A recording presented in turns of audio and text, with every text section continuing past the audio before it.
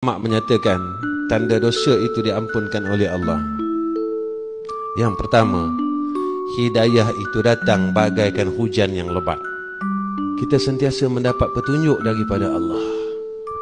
Yang kedua, kita merasakan kelazatan dalam beribadah kepada Allah Subhanahu wa taala. Apa yang kita buat, kita rasa seronok.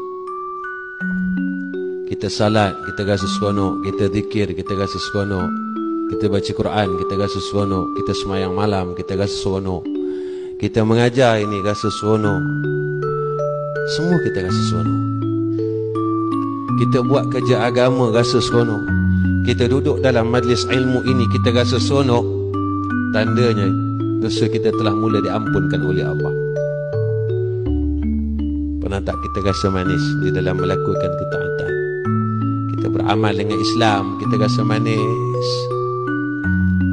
Perempuan muslimat bertudung rasa seronok dengan Allah.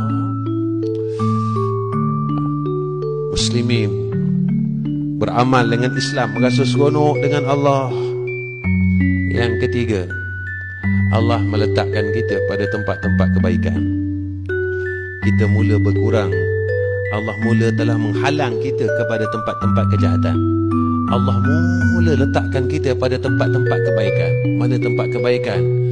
Bersama dengan orang saleh, majlis ilmu. Dan Allah mula sekat kita kepada tempat-tempat kejahatan. Dulu kita kaki panggung, mula tak pergi panggung lah.